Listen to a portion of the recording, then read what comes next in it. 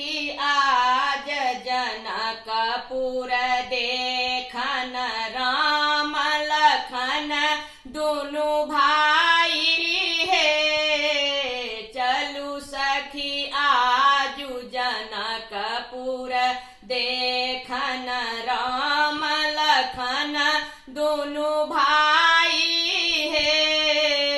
रामचंद्र दुल्हा बनी आयल रामचंद्र दुल्हा बनी आयल दुल्हीन सीता गोरी है। दुल्हीन सीता गोरी है। परिछन चलली संग सखी सब परिछन चलली संग सखी सब कोई श्यामल कोई गोरी है। नगर के नारी पुकारी धावल नगर के नारी पुकारी धावल मुँह देखा बहु धिया है। मुँह देखा बह धिया है।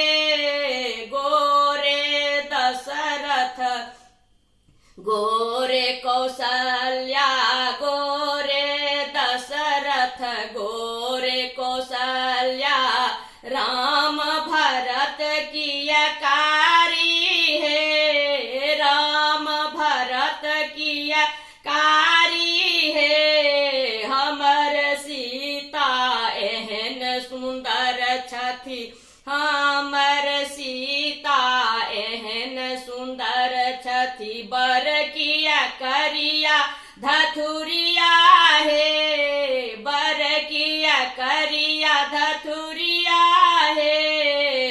हंसी खुशी मिथिला से जायत हंसी खुशी मिथिला सो जायत भेजी देता महथारी है। हंसी खुशी मिथिला सो जायत भेजी देता महतारी है। खीर खाय बालक जनमोलनी खीर खाय बालक जनमोलनी अवध के नारी छिनारी है। अवध के नारी छिनारी है। राम लला बर सुंदर बर के जनु पढ़ियन कियो गारी है। राम लला बर सुंदर